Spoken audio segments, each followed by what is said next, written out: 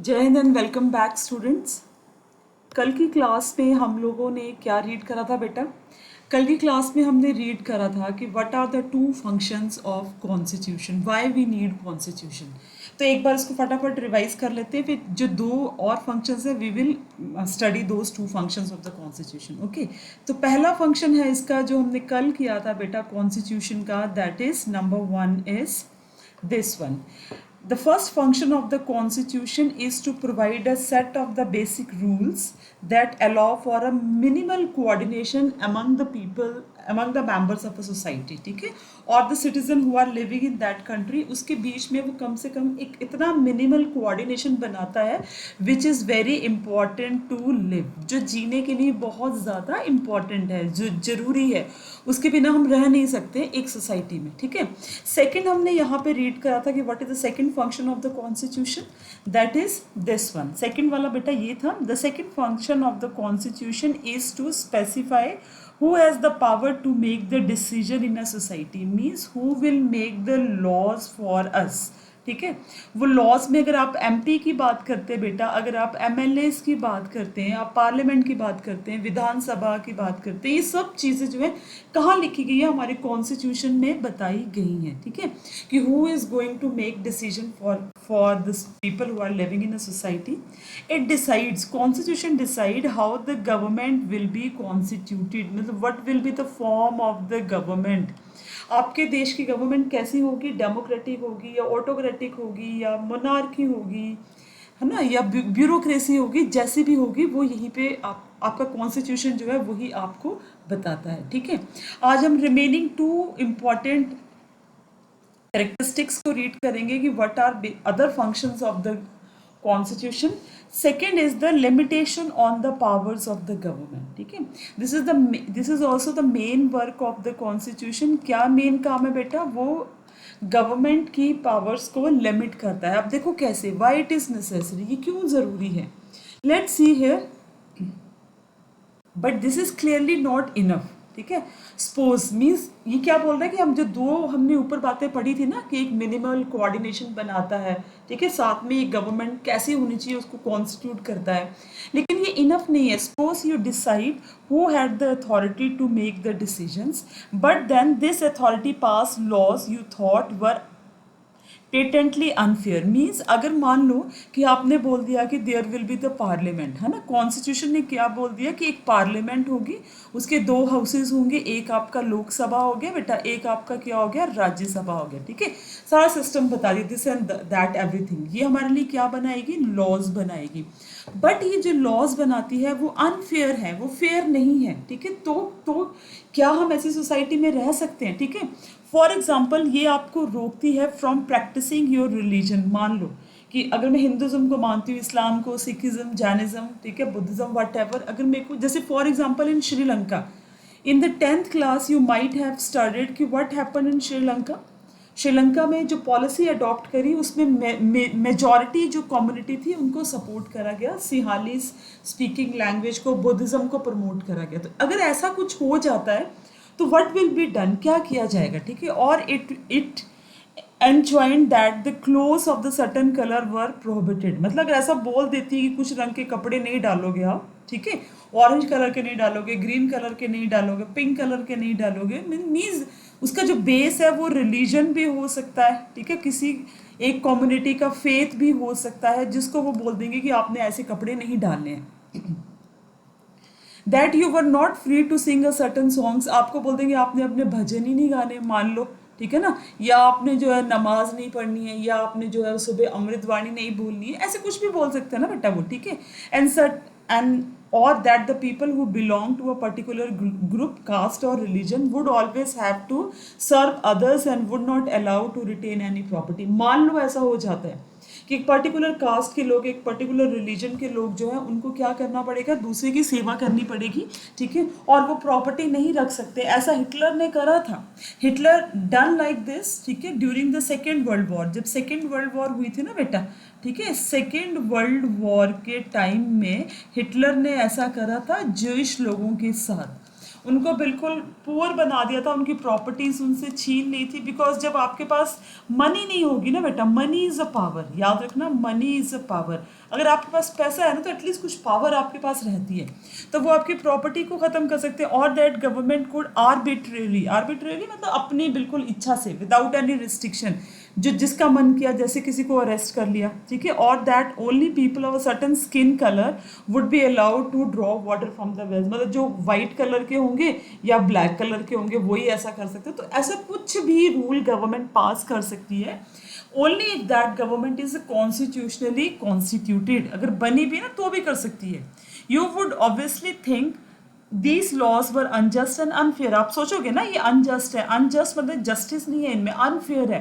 And even though they were pass by the government, they had come in to existence based, ठीक है ना, अगर वो पास भी हो जाते हैं, मान लो गवर्नमेंट ऐसे लॉज भी कर देती है, तो on a certain procedure there would be something obviously unjust about that government enacting these laws. मतलब मान लो ऐसे लॉस बन भी जाते हैं आपकी कंट्री में भी, आपको कभी कभी आपको लगता है कि ऐसे लॉस बनते हैं जो लोगों को ठीक नहीं लगते हैं। आपके पास एग्जाम्पल है पीछे की, सिटीजनशिप अमेंडमेंट एक्ट के बारे में आप देख सकते हैं, या तो जो पीजेंट्स के लिए भी लॉ बना था, फार्मर्स के लिए, उसको आप देख सकते हैं। तो उसका प्रोटेस्ट हुआ नहीं हुआ, प्रोटेस्ट हुआ ना, इसमें जो गवर्नमेंट को लगा कि नहीं ये लॉ ठीक नहीं है, उसके बारे में बात करेगी।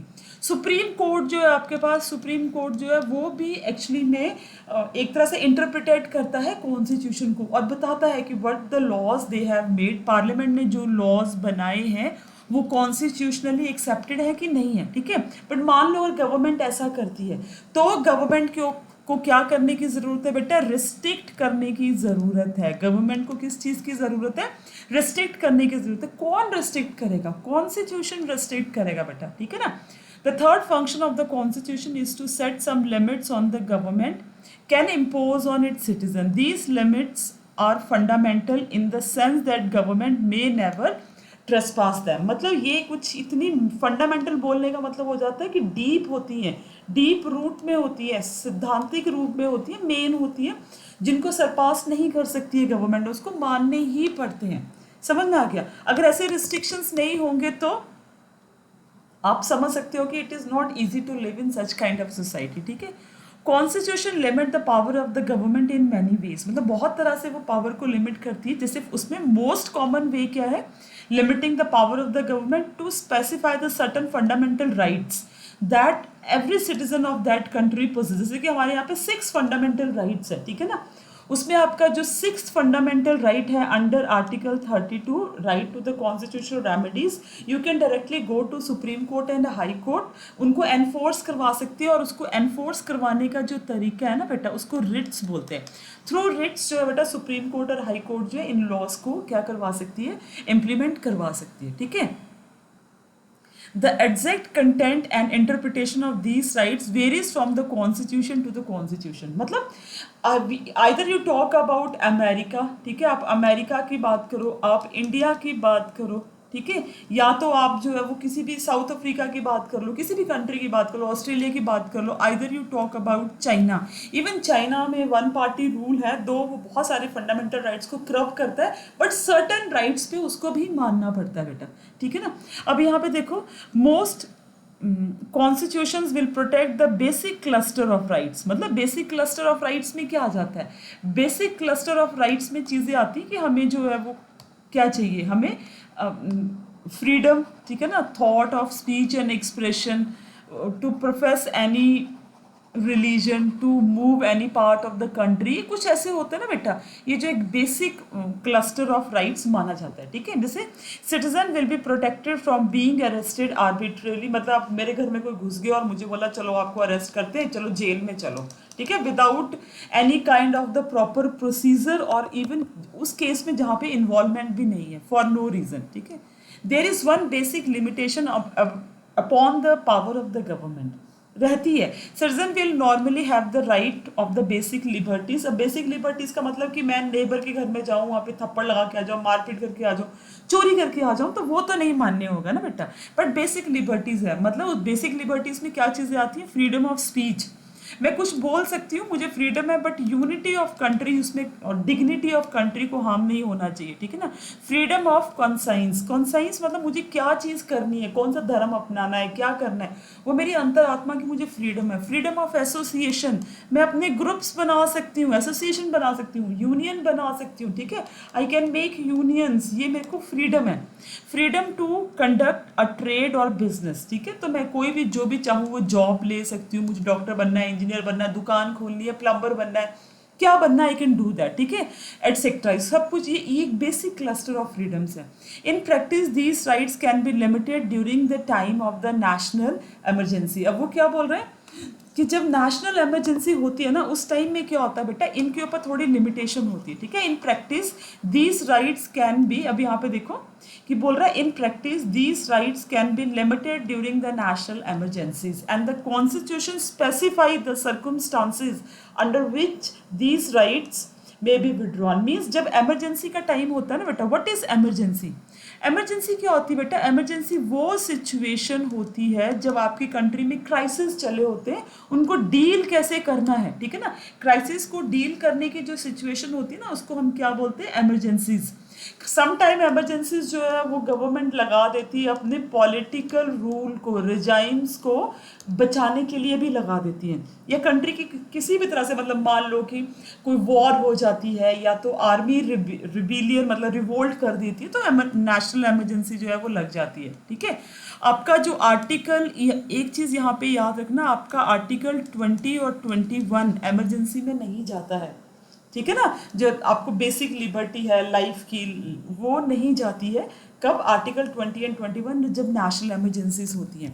वैसे आप बता सकते हो कि हमारी कंट्री में कितनी तरह की इमरजेंसीज होती हैं, अगर आपको पता है बेटा तो आप मुझे ज़रा just write in the chat box. If you are watching my videos and you can answer me, then kindly answer me कि how many type of the national emergencies are there। सबसे पहले क्या होती है बेटा, एक नेशनल इमरजेंसी है, फिर कौन सी है, फाइनेंशियल इमरजेंसी है, और एक है आपकी स्टेट इमरजेंसी, ठीक है। नेशनल इमरजेंसी जो बेटा, this is under the article 552।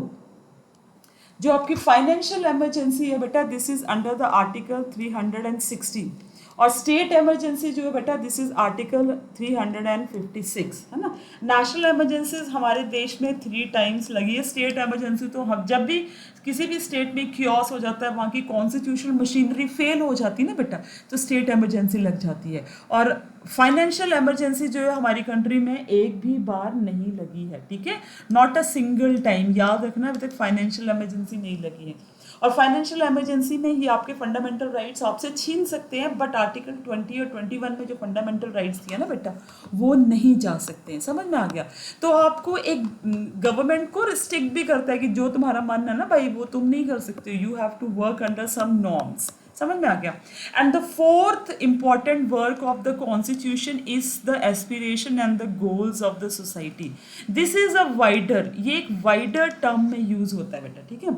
अब यहाँ पे देखो, most of the older constitution limited themselves largely to allocating the decision making power and setting some limits to the government power। मतलब वो कह रहा है कि अगर हम ओल्ड कॉन्स्टिट्यूशन की बात करते हैं ना, तो वहां पे 2 ही चीजें बताते हैं, ठीक है। 2 चीजें कौन सी बताते हैं, नंबर वन जो है इसमें, दैट इज, एक आपकी क्या है बेटा इसमें, डिसीजन मेकिंग, कि कौन जो है वो डिसीजन बनाएगा, ठीक है ना, कौन जो है वो डिसीजन बनाएगा। और सेकंड जो है वो कौन सी होती है बेटा, setting some limits on the government. मतलब अगर आप फ्रेंच रेवोल्यूशन की बात करें ना, फ्रेंच रेवोल्यूशन की, तो आपने देखा होगा कि वहां पे मेन बात यही करी गई थी कि गवर्नमेंट के जो है वो ऑर्गन्स होने चाहिए ना, लेजिस्लेटिव, जुडिशरी, एग्जीक्यूटिव, और जो किंग है उसके ऊपर क्या होना चाहिए, चेक होना चाहिए इन डिसीजन मेकिंग में। तो यही एक बेसिक सी चीजें हैं ना बेटा जो वो बताते हैं, समझ में आ गया। लेकिन अभी हम modern, but in the 20th century constitution कि अगर हम बात करते थे कि अगर आप इसमें इंडियन कॉन्स्टिट्यूशन का एग्जांपल ले लेते हैं, ठीक है, is the finest example of the modern constitution. कैसे, because also provide an enabling framework for the government to do the certain positive things। means वो ये सब चीजें तो करते ही हैं, ये सब चीजें तो करते ही है ना बेटा, साथ में वो क्या भी करते हैं, इसके साथ में वो क्या करते हैं, what they used to do, इसके साथ में वो एक और चीज भी करते हैं, that they set up positive things किस चीज के लिए?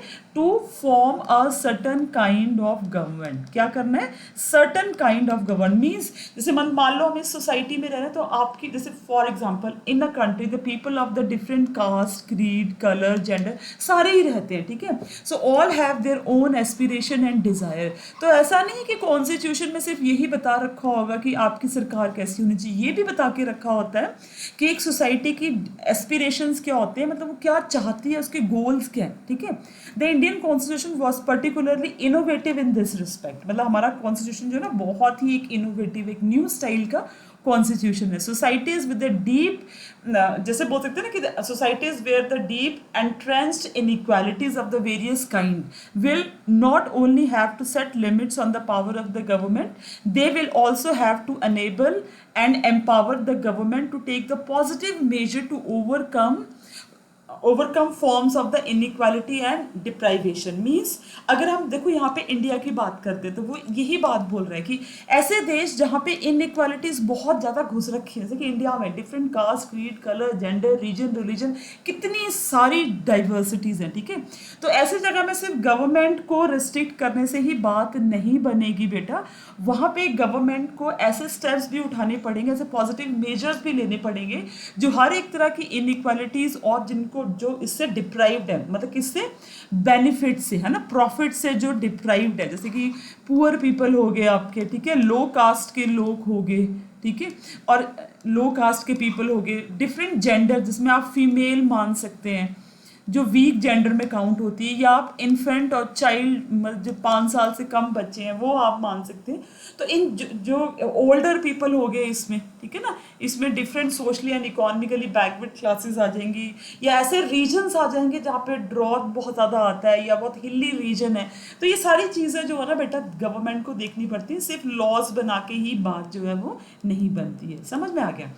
अब यहाँ पे देखो for example India aspire to be society that is free of caste and discrimination, मतलब हम एस्पायर करते हैं कि हमारी सोसाइटी ऐसी हो, but it is not still after so many years. Article 17 के अंदर अनटचेबिलिटी अबॉलिश करने के बाद भी, ठीक है ना, अभी भी हमारी सोसाइटी में अगर देखा जाए तो कास्ट के बेस पे कितने मर्डर्स अभी भी होते हैं। कास्टिज्म मतलब एक ग्रास रूट लेवल पे बस रखा है हमारे देश में, ठीक है।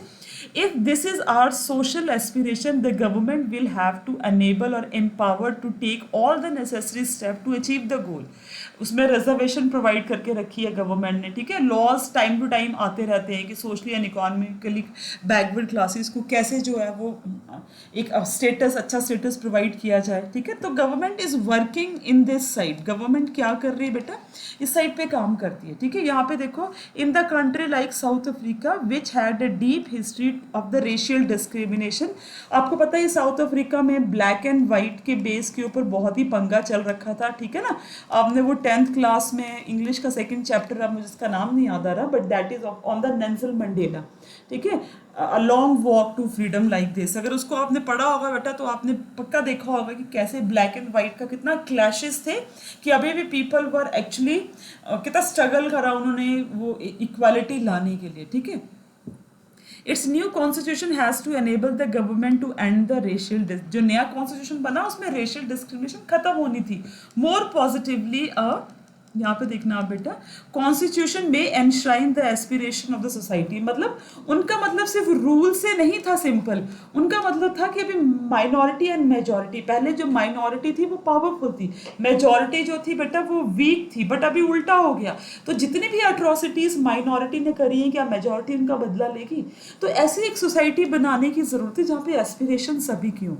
The farmers of the Indian constitution for example thought that each individual in society should have all the necessary, ठीक है, sorry all have all that is necessary them to lead a life of the minimal dignity and the social respect। मतलब हमारे constitution भी ये ensure करता है कि हर एक बच्चे को कम से हर एक पर्सन की मतलब उतनी तो डिग्निटी होनी चाहिए, सेल्फ रिस्पेक्ट होनी चाहिए जो मिनिमम रिक्वायर्ड है, और मिनिमम मटेरियल वेलबींग, मतलब जैसे कि आपने देखा होगा मनरेगा स्कीम चलती है, फूड फॉर वर्क प्रोग्राम चलता है, क्यों चलता है? सो दैट कम से कम उसको मिनिमल तो मिल सके जो लाइवलीहुड उसके जीने के लिए बहुत ज़रूरी है। Along with this education important है, हेल्थ इंपॉर्टेंट है, बहुत सारी चीज़ें और भी हैं जो कॉन्स्टिट्यूशन कहता है गवर्नमेंट को कि आप इनको इंश्योर करो। Okay, the Indian constitution enables the government to take the positive welfare measures, some of which are largely enforceable. मतलब कॉन्स्टिट्यूशन बोलता है गवर्नमेंट को कि आप स्टेप लो, और वो ऐसे स्टेप होने चाहिए जो एनफोर्सेबल होने चाहिए, फोर्सफुली लागू होने चाहिए, ऐसा नहीं कि अपने मन से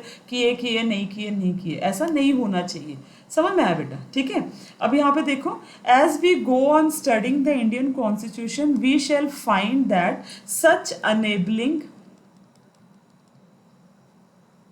sorry, just wait,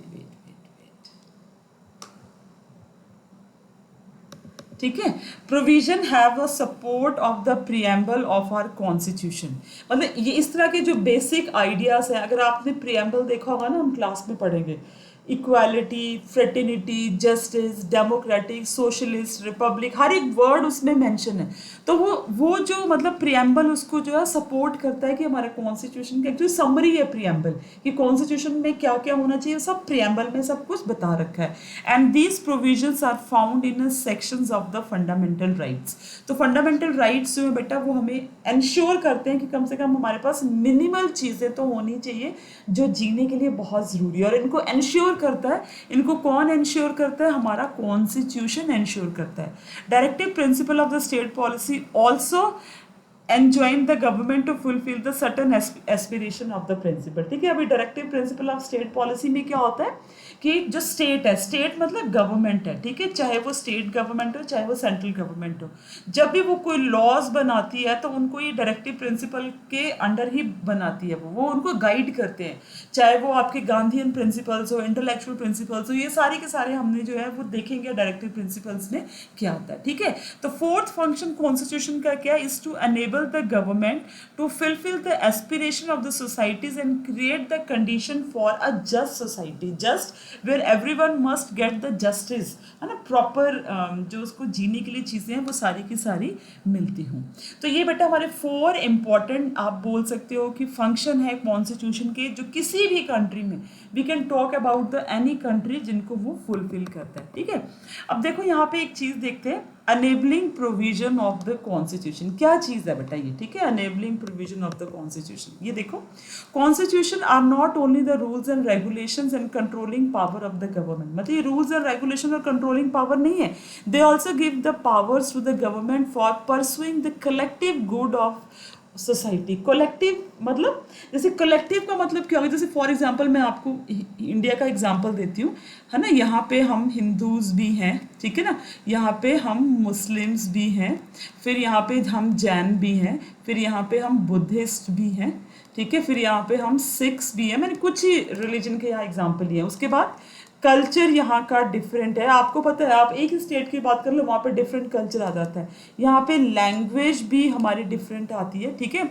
we have different genders here, है ना, अब डिफरेंट जेंडर्स हैं, तो हर एक की अपनी अपनी डिज़ायर्स होंगे, आइडियाज़ होंगे, लेकिन जो कॉन्स्टिट्यूशन है वो कलेक्टिवली, मतलब इन सब का एक साथ कैसे कलेक्टिवली अच्छा हो सकता है। तो हमारे लिए क्या, इन सब के लिए क्या ज़रूरी है, सोर्स ऑफ लाइवलीहुड होनी चाहिए, लाइवलीहुड होनी चाहिए बेटा, ठीक है ना, मतलब कमाने के साधन होने चाहिए, अच्छी एजुकेशन होनी चाहिए, अच्छी हेल्थ फैसिलिटीज़ होनी चाहिए, एक पॉल्यूशन फ्री इन्वायरमेंट होना चाहिए। ये कलेक्टिव चीज़ें होती हैं जो सोसाइटी को नीडेड होती हैं, अदरवाइज आपकी एस्पिरेशन और मेरी एस्पिरेशन तो कभी नहीं मिल सकती। ठीक है, constitution of South Africa assigns many responsibility to the government. आप एग्जाम्पल देखो, साउथ अफ्रीका कॉन्स्टिट्यूशन जो है ऐसे कई रिस्पॉन्सिबिलिटी गवर्नमेंट को देते हैं।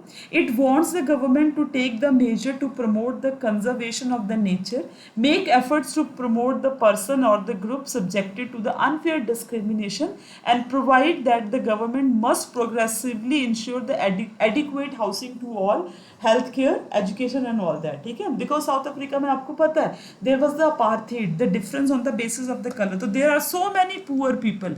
तो ये collective good करना ना, उनको जो भी चाहिए, हेल्थ उनकी अच्छी होनी चाहिए, एजुकेशन उनको प्रॉपर मिलनी चाहिए, ये सारी चीज़ें जो है ना वो इंश्योर करते हैं। समझ में आ गया बेटा, ठीक है। सेकेंड में हम क्या देखेंगे, In case of Indonesia, the government is enjoined to establish and conduct the national education system. Indonesia government ने किस पे फोकस किया? National education system में. Indonesian constitution ensure that the poor and destitute children, जो गरीब और बिल्कुल फटे हाल बच्चे हैं ना बेटा, will be looked after by the government. जिनके पास कुछ नहीं है, गवर्नमेंट उन बच्चों को एजुकेशन प्रोवाइड करवाएगी. तो this is the collective good. उसको क्या बोलते हैं बेटा? इसको बोला जाता है collective good. And this collective good को कौन इंश्योर करता है? कौन इंश्योर करता है बेटा? आपका कॉन्स्टिट्यूशन इंश्योर करता है. समझ में आ गया? ठीक है. अब यहाँ पे देखते हैं fundamental identity of the people भी कॉन्स्टिट्यूशन इंश्योर करता है. लास्ट हम ये जो हमारे characteristics of fundamental characteristics of constitutions थे ना बेटा, उसके हम बिल्कुल लास्ट में आ गए. Finally and perhaps even most importantly, a constitution expresses the fundamental identity of the people. है ना कि कॉन्स्टिट्यूशन जो है एक फंडामेंटल आइडेंटिटी बताता है लोगों की. आपकी मतलब मेरी, हम सब की फंडामेंटल आइडेंटिटी क्या है? हम इंडियंस हैं. ठीक है ना. और जैसा हमारा कॉन्स्टिट्यूशन होगा, यहाँ पे रहने वाले लोगों की कंडीशन होगी, वही पूरे वर्ल्ड में बेटा हमारी आइडेंटिटी होगी. आप किसी भी कंट्री को देख लो, है ना, मतलब बड़ी डेवलप्ड है, यहाँ पे तो रहना ऐसा है, पाकिस्तान में चले जाओगे तो ऐसा है, चाइना में जाओगे तो ऐसा है, ऑस्ट्रेलिया में जाओगे तो, सऊदी अरेबिया में जाओगे तो ऐसा है, अमेरिका में जाओगे तो ऐसा है. तो व्हाट डज इट मीन कि मतलब वो एक फंडामेंटल आइडेंटिटी देता है अपने सिटीजन को. This means the people as a collective identity came into being only through the basic constitution. है ना, वही बात है. मतलब हमारा कॉन्स्टिट्यूशन ही हमारी पहचान है. It is by agreeing to the basic set of the norms about how one should be governed. और ये कि कैसे हमें गवर्न करना है. गवर्नमेंट का जो सारा सिस्टम है ना बेटा, उस देश का कॉन्स्टिट्यूशन बताता है कि कैसे तुम्हें गवर्न किया. And who should be govern, that one form a collective identity. और वही हमारी आइडेंटिटी, जिस तरह से हमें गवर्न किया जाएगा, जैसे हमारी गवर्नमेंट होगी, जो कॉन्स्टिट्यूशन बोलता है कि आप ऐसी बनाओ, है ना, वो हमारी आइडेंटिटी बन जाती है. One has many sets of identity that exist prior to the constitution. वही बात जो मैंने अभी आपको ऊपर बताई, जैसे कि हमारे बड़े सेट्स ऑफ आइडेंटिटीज हैं. बड़े सेट्स ऑफ आइडेंटिटी में हिंदू भी हो सकते हैं, मुस्लिम भी हो सकते हैं, जैन भी, बुद्धिस्ट भी, सिख भी. हमारा कल्चर डिफरेंट है, लैंग्वेज डिफरेंट है, जेंडर डिफरेंट हो सकता है, या प्रोफेशन भी डिफरेंट हो सकता है. ठीक है. कोई जो होंगे वो डिफरेंट कल्चर के होंगे, लेकिन अगर वो टीचर है तो उनकी सबकी सोच सेम मिलेगी. डॉक्टर है तो सेम मिलेगी, इंजीनियर तो सेम मिलेगी. ठीक है ना. अगर वर्कर है तो सेम मिलेगी. तो फिर बाकी चीज़ें वो क्या हो जाती हैं? डिस्कार्ड हो जाती हैं. तो यहाँ पे क्या बोल रहा है वो कि identities that exist prior to the constitution. भी हमारी बड़ी सारी आइडेंटिटीज हो सकती हैं कॉन्स्टिट्यूशन से पहले, but by the agreeing to a certain basic norms and the principle, one constitutes one's basic political identity. लेकिन जब हम कुछ norms पे मान जाते हैं तो वो हमारी पॉलिटिकल आइडेंटिटी बन जाती है. आपको पता है रशिया और यूक्रेन की अभी जो वॉर हुई थी, तो इंडियंस को वहाँ से निकलने दे रहे थे, वेयर एज पाकिस्तानीज को इतनी ईजिली नहीं निकलने दे रहे थे. So this is the political identity. है ना. हमारी आइडेंटिटी जैसे बनी है, हमें वैसे ही ट्रीट किया जाएगा when we will go to the outer world. है ना, या तो हम फॉरेन कंट्रीज में जब हम जाएंगे. Second, constitutional norms are the overarching framework within which one pursues individual aspiration, goals and the freedoms. समझ में आ गया. मतलब हम ये कॉन्स्टिट्यूशन के थ्रू ही अपने एस्पिरेशन, अपने गोल्स और अपनी फ्रीडम्स को परस्वे कर सकते हैं. मतलब जैसे मान लो मेरा मन करे, मेरे को फ्रीडम चाहिए किस तरह की, मतलब मान लो कि आई वॉन्ट द फ्रीडम कि मैं जाऊँ और मैं ड्रग्स लेना शुरू कर दूँ, स्मोकिंग पब्लिक प्लेस पे शुरू कर दूँ, तो क्या ये कॉन्स्टिट्यूशन के अकॉर्डिंग होगा? नहीं, आई विल बी पनिश्ड. ठीक है. अगर मेरे एस्पिरेशंस होंगे कि मुझे गुंडा बनना है, मुझे डॉन बनना है, तो क्या मैं फुलफिल कर सकती हूँ? नहीं कर सकती हूँ ना. ठीक है.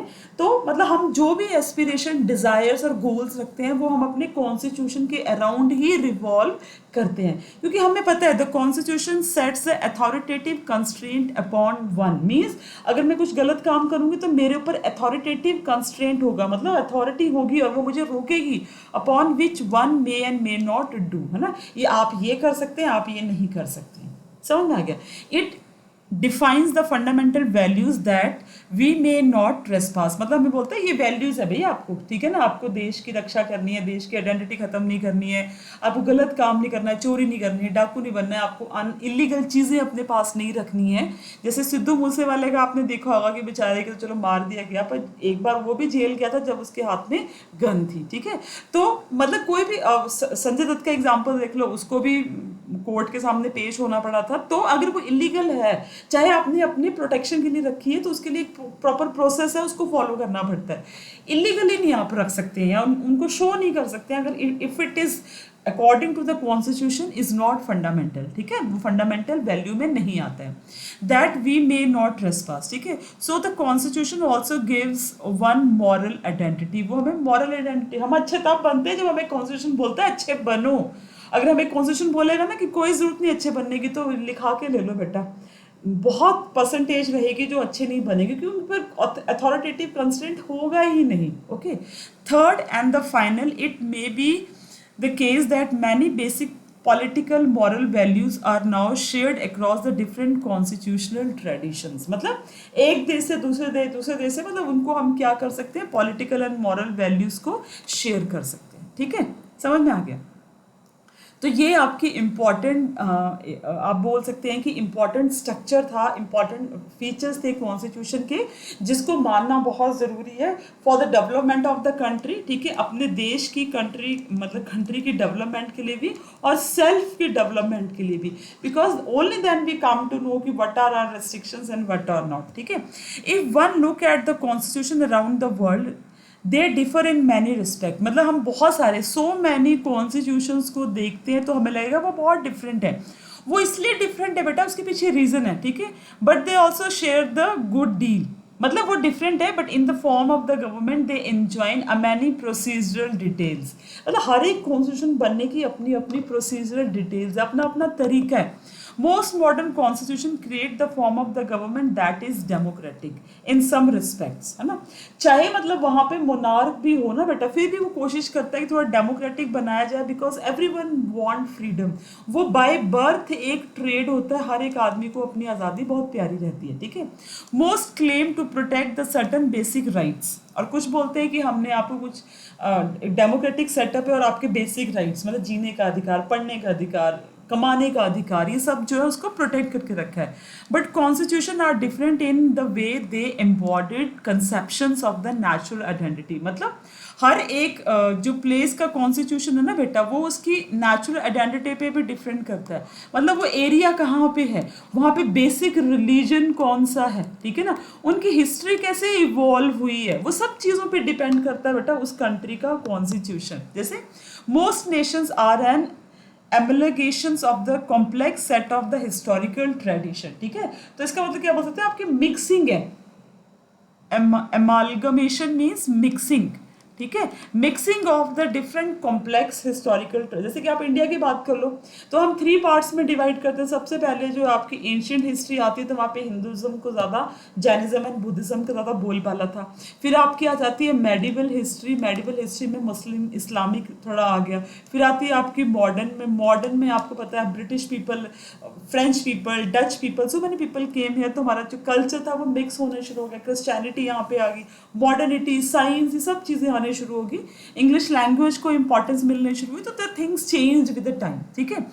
तो set of the historical tradition they weave together in a diverse group that resides within a nation in a different ways, ठीक है। जैसे हम जर्मन का एग्जांपल लेते हैं, जो German for example German identity was constituted being ethnically German, मतलब Germany में रहने वाले सभी लोगों को सिटीजनशिप मिल जाती है अगर वो एथनिकली जर्मन के हैं, ठीक है ना। The constitution gave expression to its identity, मतलब जर्मनी में रहने वाले जर्मन को कॉन्स्टिट्यूशन जो है वो मानता है कि एथनिकली ये जर्मन है, ठीक है। द इंडियन कॉन्स्टिट्यूशन ऐसा नहीं कर सकता है, does not make ethnic identity. Citizenship के लिए वो एथनिक मतलब कि एक अलग कल्चर के, लैंग्वेज बोलने वाले, धर्म के लोगों को वो एक आइडेंटिटी, सिटीजनशिप बोल के आइडेंटिटी नहीं दे सकता है, ठीक है ना। Different nation embodied the different conceptions of what the relationships, ठीक है ना, उस पर डिपेंड करता है बेटा वो between the different region of the nation and the central government should be. मतलब कि जैसे आप मान लो अब इंडिया में 28 स्टेट्स है ना, 28 स्टेट्स की अगर हम बात करते हैं तो सबसे ऊपर JNK, वहाँ की अपनी डोगरी लैंग्वेज है, और कश्मीर का अपना एक अलग मुद्दा है, ठीक है। फिर आ जाते हैं आपके एचपी, वहाँ पे पहाड़ी लैंग्वेज बोली जाती है। फिर आप आ जाते हैं पंजाब में पंजाबी, फिर हरियाणा हरियाणवी, यूपी में जो आपकी हिंदी चलती है, एक गुजरात में गुजराती। तो इन दिस वे कितनी सारी स्टेट्स आ जाती हैं। तो इन रीजन का सेंट्रल गवर्नमेंट के साथ क्या रिलेशन है वो हमारे कॉन्स्टिट्यूशन में मेंशन है, और दैट इज नॉट एथनिकली, वो एथनिकली नहीं है, ठीक है। वो सेटअप हमने बना के रखा है। The relationship constitute the national identity of the country. और यही रिलेशनशिप जो है सेंटर का स्टेट के साथ है, या डिफरेंट कल्चर वाले लोग जो है वो कॉन्स्टिट्यूशन उनको बांधता है। ये सारे के सारे जो है ना बेटा, वो हमारा कॉन्स्टिट्यूशन इसको एक्चुअली एक आइडेंटिटी, नेशनल आइडेंटिटी प्रदान करता है।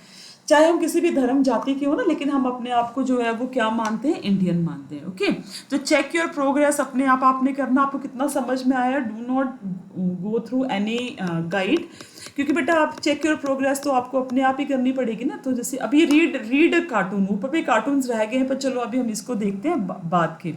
देखो बेटा यहाँ पे क्या लिखा है इस कार्टून में, देखना। The writing of new Iraqi constitution after the collapse of Saddam Hussein in 2005। Saddam Hussain को बेटा अमेरिका ने मार दिया था, उसके पीछे बहुत सारा पॉलिटिकल इशू था। अमेरिका का भी यही रहता है, गलत किया वैसे मेरी नज़र में उसने, उसको तेल चाहिए था वहाँ पे, उसने कैसे इराक को सुप्रेस किया, वहाँ के पॉलिटिकल सिस्टम को चेंज, जो कुछ भी किया, ठीक है। सद्दाम हुसैन के मरने के बाद वहाँ पे कॉन्स्टिट्यूशन बनाने की बात चली, बट यहाँ पे डिफरेंट एथनिकल ग्रुप्स हैं, और ये डिफरेंट, देखो what do these different group stands for. अब यहाँ पे अगर हम कार्टून में देखें ना बेटा, तो यहाँ कार्टून में देखना ये क्या बोल रहे हैं। सियास बोल रहे हैं कि we have got the paper, मैं कॉन्स्टिट्यूशन लिखूंगा। सुन्नीस बोल रहे हैं कि I have got the pen, I should write the constitution.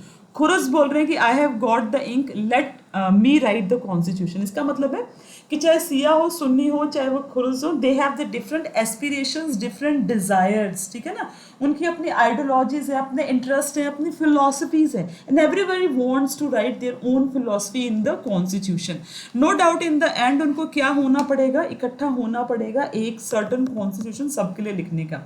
Compare the conflict depicted here with that depicted in the earlier cartoons of the European Union and India। Okay, तो जो ऊपर European union वाला था ना बेटा, उसमें क्या था, जो कॉन्स्टिट्यूशन बना रहे थे उसमें वो फेल हो गए थे। Why? Because they could not collaborate on the certain issues. तो वो यूरोपियन यूनियन का कॉन्स्टिट्यूशन, यूरोपियन यूनियन आपको पता ही है, डिफरेंट यूरोपियन कंट्रीज ने अपनी एक यूनियन बना के रखी जिसको यूरोपियन यूनियन बोलते हैं। रशिया और यूक्रेन की वॉर के टाइम में तो आपको पढ़ लेना चाहिए बेटा यूरोपियन यूनियन के बारे में। वेयर एज अगर हम इंडिया की बात करें तो हम जो थे इसमें हमें क्या मिली थी, सक्सेस मिली थी। दो की कॉन्स्टिट्यूंट असेंबली ने इंडिया के लिए कॉन्स्टिट्यूशन लिखा था, बट हमने सबके एस्पिरेशंस को, सबकी फिलॉसफी को, डिजायर्स को इसमें पुट करके रखा था हमने, ठीक है, समझ में आ गया। तो इसके आगे की चेक योर प्रोग्रेस बेटा अपने आप लोग जो है वो कर लेंगे। Check your progress is very important. Okay, do not see any guide, then tomorrow we will have the look on the authority of the constitution. इसके आगे का चैप्टर जो है word to word, line to line जो है हम पढ़ेंगे बेटा, ठीक है। Till then Jai Hind and take care. Whatever you do for the welfare of your nation.